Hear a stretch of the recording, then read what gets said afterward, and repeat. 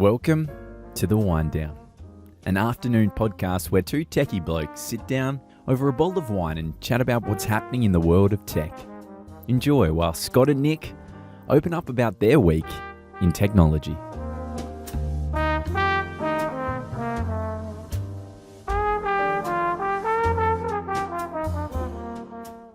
Ladies and gentlemen, good afternoon and welcome to the Winedown. I'm here with Scott. Hello, Scott. How are you? I'm good, thanks. And I'm here with... Nick. Well, that worked well, didn't it? Well, let's start. Where are we? What are we drinking?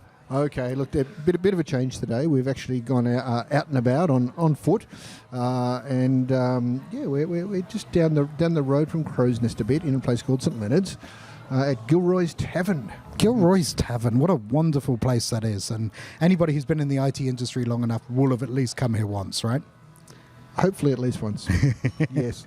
It's been around for quite a while. All right. And look, and we've picked up a nice little good old favourite today, the Chusner Shiraz, little colourful logoed sort of label on the front. Oh, very nice. What year's that? I believe. Well, I think the question may be what week is that? It's this year. It's a current bottle, so it's this year's production, and it's something different because they've had the Chusner Shiraz here for many years now. The Chusner winery based in Nuriopta in South Australia, just up from the centre of the Barossa there in Tanunda. So yeah, Very well pronounced. I'm very impressed with Nuriopta. Anyway, what are we talking about today? Hey, look, I wanted to come back to this because it's something that everyone sort of thinks they probably know everything about, but I'm hoping we're going to show that they don't, and that's antivirus. Antivirus. And I can just feel the waves of, oh really? Surely not. It's got to be talk about DOS or something. more exciting than telephony, that's for sure. Anyway, so come on, Scott, I've got AV. You keep going. Oh, you need something different. Why am I not safe? Okay, so look, let me just put this into perspective. In years past, you'd say, I've got antivirus. Tick, my machine's good. I'm all happy with that. Okay, that's okay. Yep. In reality, though, today, antivirus as a base product has been around so long, it's pretty much this thing that everyone knows how to get around. So when you're looking at your malwares, you're looking at or your crypto locker style things or your other attacks, they don't really care that you've got antivirus anymore. Think about antivirus as, I've put a lock on my front door, but everyone's now looking at windows, they're looking at back doors, they're looking at climbing in through the roof, they're looking at whatever it is. They don't really care about the lock on your front door anymore. Or they're arresting John McAfee. Well, that's a whole other story. But essentially today, look, the tools, the ways of attacking systems and compromising systems are a lot more complex than they used to be, and therefore the newer tools and systems that are available are equally up to speed with protecting that. Okay. But it's way past antivirus. So you're saying they're smarter. So let's roll back. What is traditional antivirus then? So antivirus, think about when you actually go to run an application, antivirus will look at the files for that application, mainly just the executable files, and try to scan that against a list of known bad things. Okay, so they've looked at all the malware out there, they've added that into a database, and that's what it scans for, right? Yeah, so when your antivirus tool updates, it downloads the latest database of known bad pieces of malware and viruses and things like that. And whenever you go to run an executable program on your system, it compares it and sees, look, is it in this list? If it is, hey, I'm going to block it and put a nice little message up saying, I'm your virus scanner, I've stopped this, it's on the bad list. Yep. However, that is very easily tricked these days. Okay, well, I think it's actually been very easily tricked for ages. Let's not be silly. So you're telling me antivirus is one part of what I need. What do they call the whole lot? So antivirus, and look, antivirus has many terms. It could be called endpoint protection. It could be called antivirus. It could be security suite. It could be, look, there's many names, but really the concept of what we're looking at today, it gets a lot more into the endpoint detection and response. Endpoint detection and response, EDR. And so in EDR, I'm trying to find naughty things, right? It is, and it looks at a whole variety of things. So it's trying to detect what's happening on your machine. Now, if you think about the antivirus, we said it'll try to match a pattern that says this thing you're about to run, that's on the known bad list. Okay, that might be one test. EDR is going to look at a whole variety of things. It's going to look at not just the basic antivirus scan thing, it's going to go into a lot of other areas as well. Okay, all right. So that's EDR, endpoint detection and response. Yes. So talk to me about some of those approaches. I know there's a few. Let me think. There's continual monitoring, heuristics, behaviors, script. Yes. Give me a view on that. So look. You can go. I'll drink wine while he does this, by the way. Some lovely wine.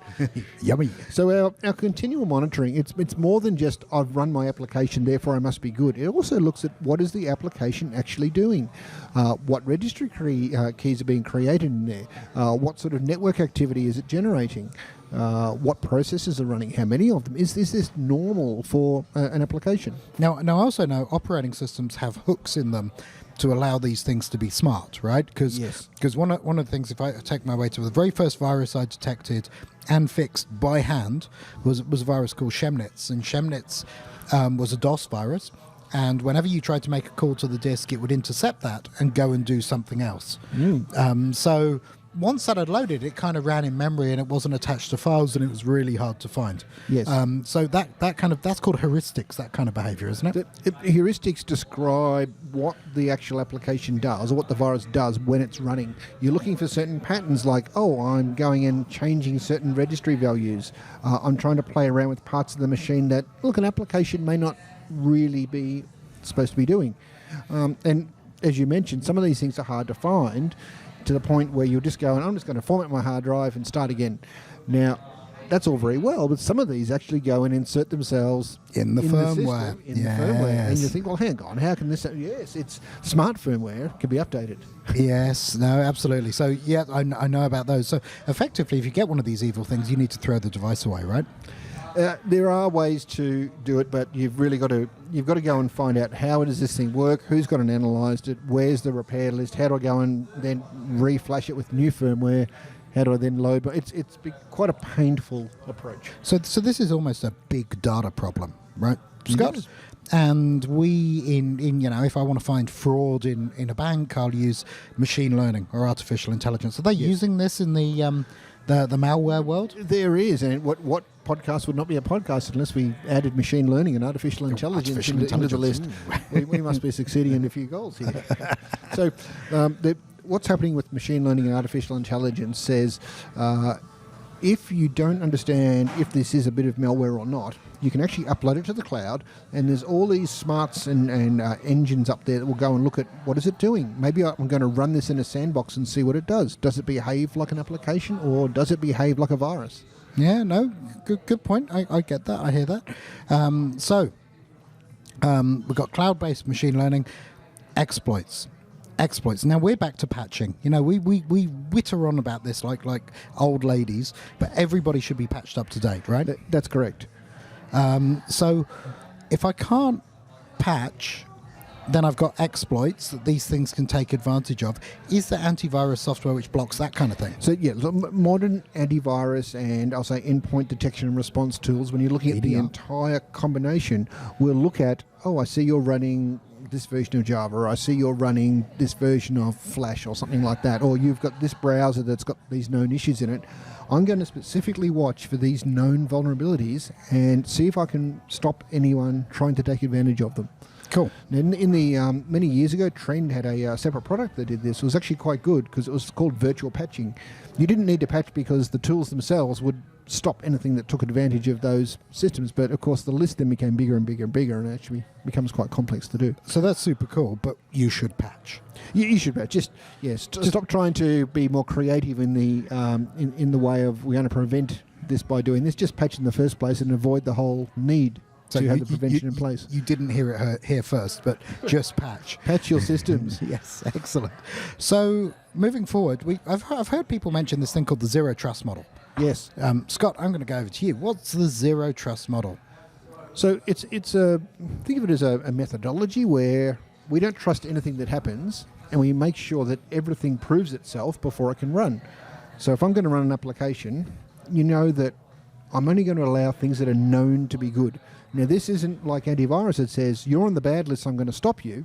You actually have to be on the good list. Okay. All right. So, all right. Zero Trust need to be on the good list. So that's whitelisting.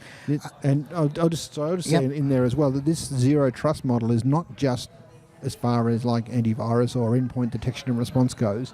This goes into users as well, like user IDs and creation, about security models for applications, for organizations. It essentially says you have to be able to show that you are allowed to either run or have access to a system to be able to get access to it. Not just you're not on a bad list. Okay, cool. So that's me running software. That's me doing stuff inside my environment and all sorts of things like that. Am I safe on the web? I don't think anyone's ever safe on the web. You should turn it off, shut it down, and then the problem just goes away. Actually, I think at the moment you should definitely turn off all the news sources, Twitter and Facebook, and I think you'll feel a lot better. Was that news? Is it? I wasn't aware. That's actually where us modern people get our news, Scott. But anyway, right. No, that's okay. Look, there's a variety of ways to be safe on the web. On the web, and look, you can be safe, but no one's ever 100% safe. Yep. Just to be clear on that. But if you've got your antivirus as a really basic way to start, and then you've got endpoint detection and response capabilities, they're also going to look at in your browsers, what web pages am I going to, what am I downloading on those pages. A common approach recently has been to hide exploits within ads. So you get little ads popping up when you go to websites. Well, there could be an exploit in there. No, it could be something running Java. It could be something, and that Java runs to take advantage of known problems in your computer, and you're running it because it's in your web browser. Which is why Flash has been got rid of, because of all those horrible things Flash could do. I don't think Flash is... I don't think compromised is the right word for Flash anymore. I just think it's so heavily attacked that it is just a total mess. So yes. So the web's an evil place, but there are tools which will help you filter. There are, and look at outside of your standard protection tools, a common one is things like looking at DNS filtering.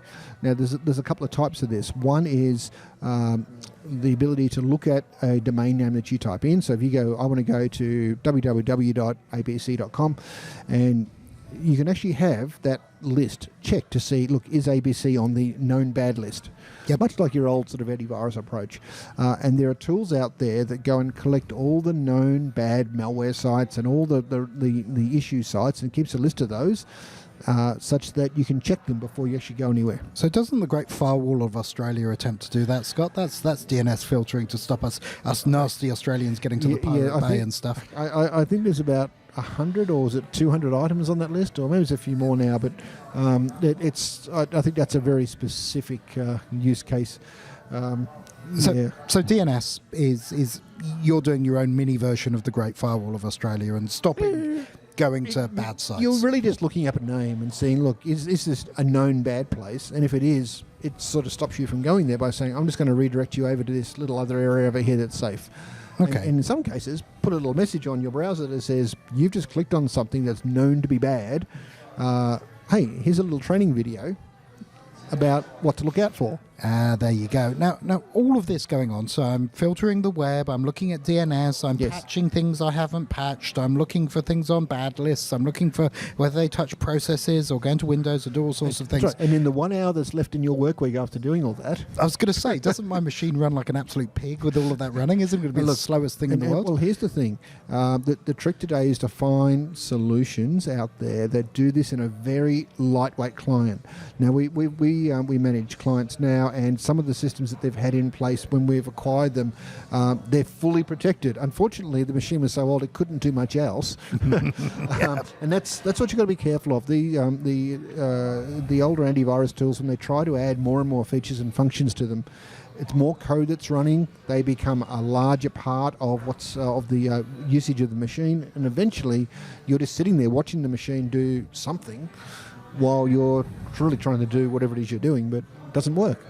So listening to all of this, Brian, I've got to find something.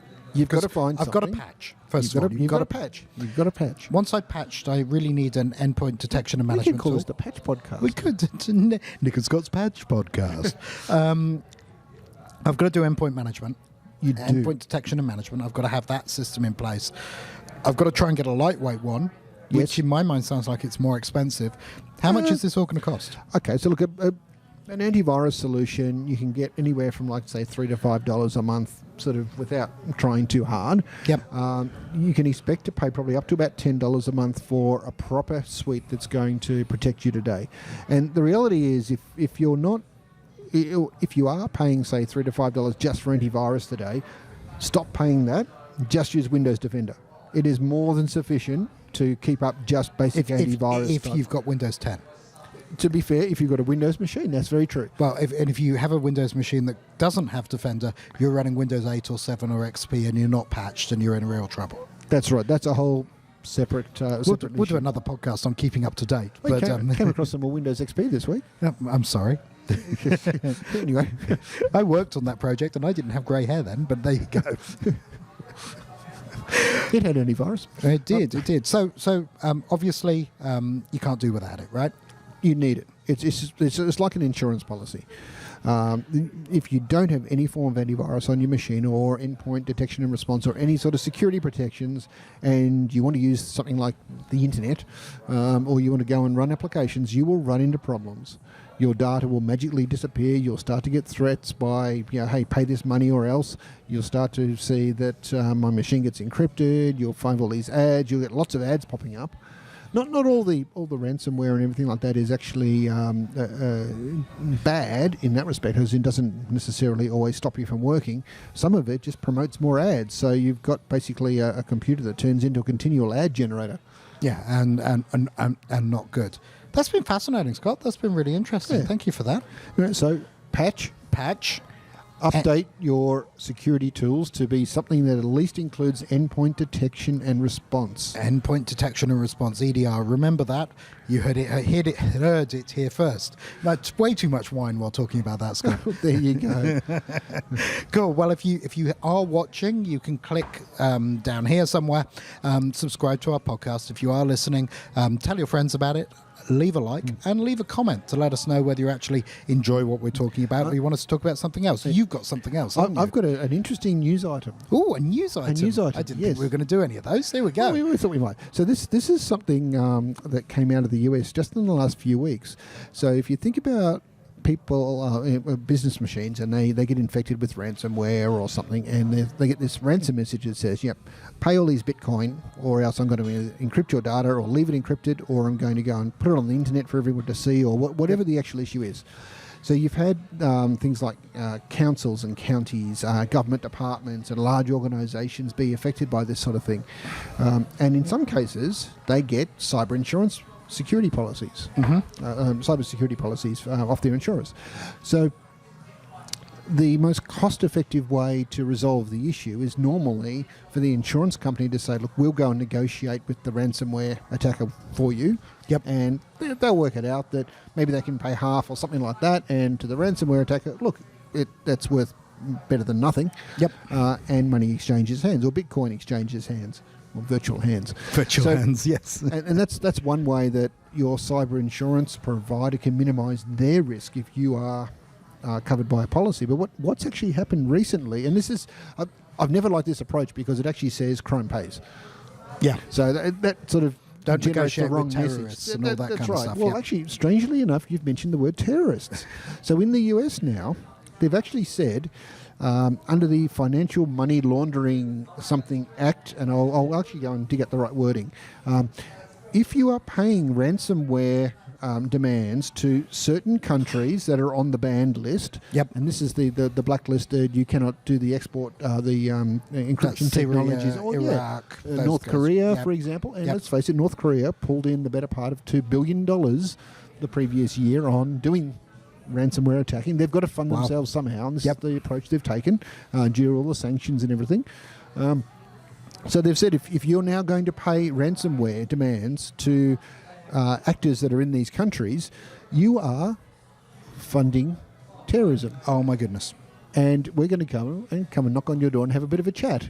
Oh, perhaps awesome. an unpleasant chat. Yes, we don't want that. So that's very new, and it's a different approach to the whole issue where they're saying, hey, let's just try to not get you to buy better protection. If you actually go and pay this, you're in trouble because chances are it's going somewhere where they don't want money going. Now look at that. So that is a big difference. So that is a change. Yes. Don't pay the money. You Now, could get in trouble for it. Right now, there's so many acronyms tied up in this thing that it's a bit hard to get your head around. So I'm sure they'll simplify that, though. But when you start looking at, hey, someone's infected my machine because I went to this dodgy website and now I've got the US government knocking on my door questioning myself about money laundering practices to bad nations. Well, hang on. Yeah, where did that come from? That's fascinating, Scott. Yeah. That's interesting. I hadn't read that. So thank you for that. That's all right. I have no news apart from the Australian budget happened and I haven't read it yet. The budget did happen. Yes. You're right. And there's a lot of summaries, and I think the reality of what does it really mean is going to take a few weeks to sort of muddle over in people's minds and kick in. We'll let that settle through. Scott, thank you once again. It's been fun. Yeah, thank you, Nick. It's been a lovely time. All right, you guys take care. See Bye, you soon. everybody. Bye.